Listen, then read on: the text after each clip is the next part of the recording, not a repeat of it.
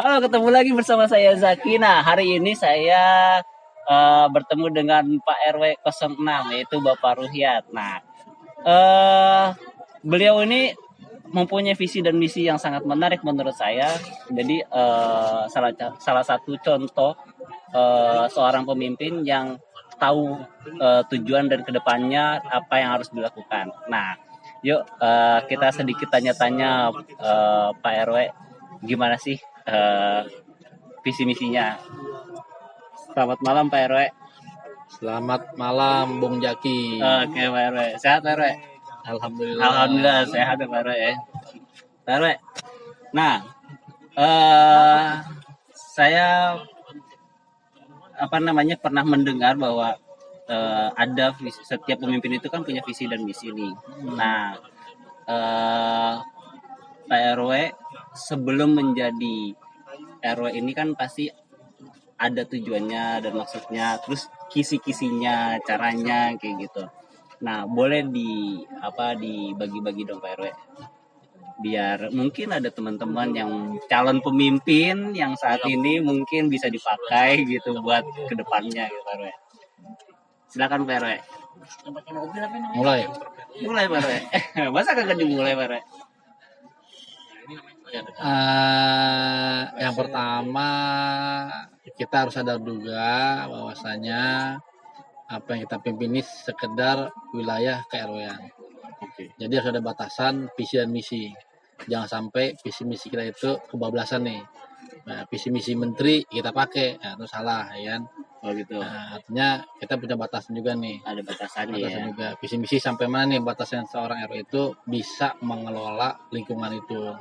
Ya kan, jadi seperti itu yang saya katakan tadi, jangan sampai kita mempunyai visi misi itu melebihi wewenang dari RW, wewenang lurah kita jadiin visi misi kita, yang nggak cocok, ya kan. Jadi sewajarnya aja, tapi juga kita melihat ke atasnya juga bahwasannya apa yang menjadi prioritas dari kampung ini untuk diterapkan sebagai visi misi kita. Oke. Berarti menyesuaikan ya, karena cakupannya itu ya. Menyesuaikan dengan kondisi dan lingkungan wilayah yang kita pimpin. Kebetulan kemarin visi misinya itu yang pertama ya, visinya itu biar lingkungan jadikan lingkungan yang aman, ya kan, damai, serta yang berprestasi. Nah, caranya gimana nih? Ya kan, kenapa saya mengambil lingkungan yang aman? Ya kan? Karena memang setiap wilayah, jangan wilayah, setiap negara kalau udah aman itu enak mau ngapa-ngapain. Investor datang, bikin kegiatan enak, aman, dan silaturahmi antar warga jadi rukun. Betul. Bagus nih. Ini membuat saya menarik nih Pak RW nih. Oke. Terus gimana gitu Pak RW?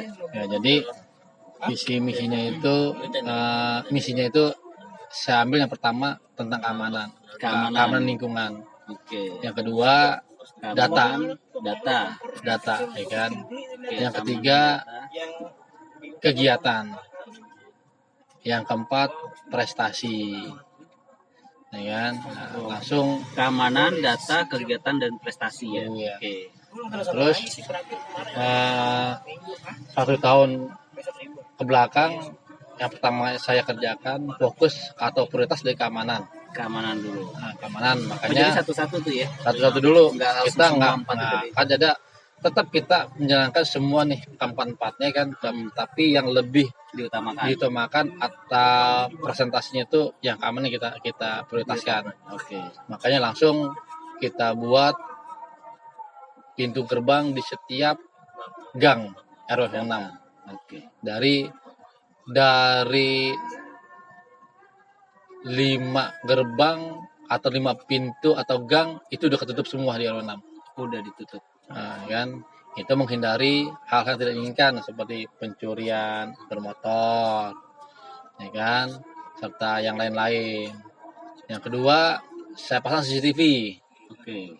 CCTV di setiap gang juga, ya kan. Yang ketiga, saya tambah yang namanya SDM Kamtipmas, keamanan. Oke, keamanan.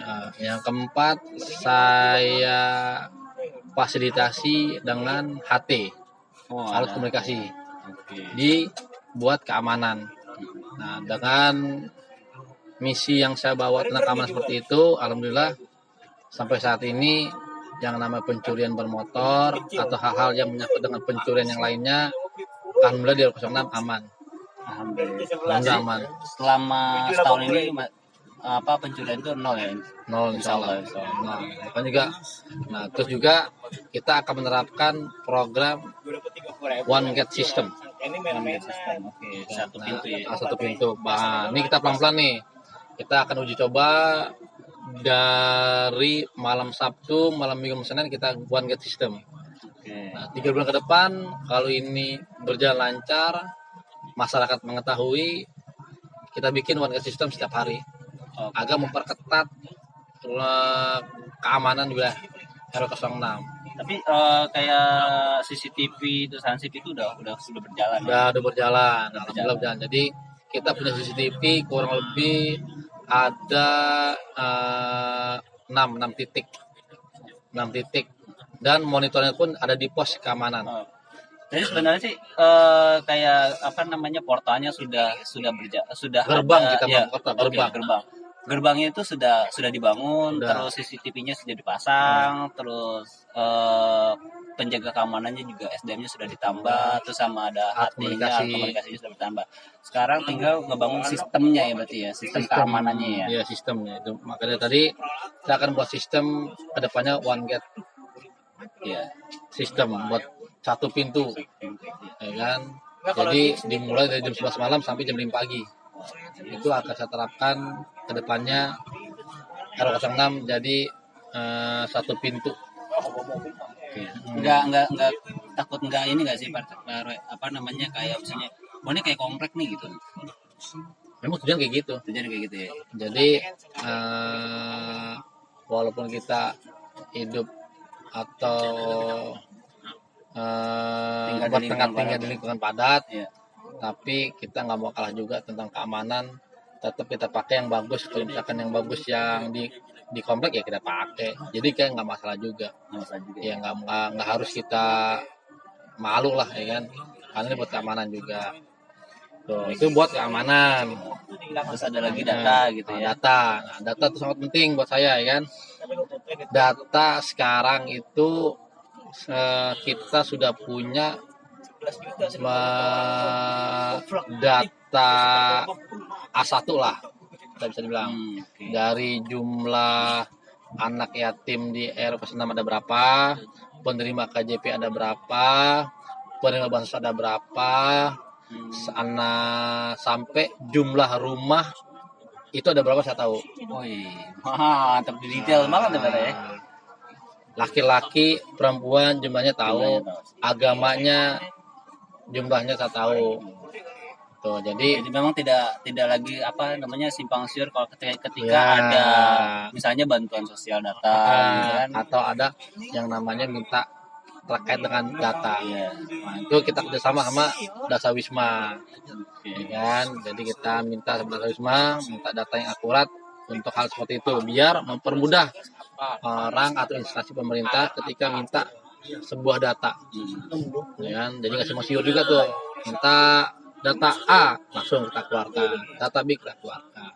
Terus selanjutnya prestasi nah dari situ lanjut ke kegiatan dulu ya. Kegiatan itu ya kan, alhamdulillah kita dapat program dari PUPR, CAP, CIP kan. Nah, itu berupa fisik.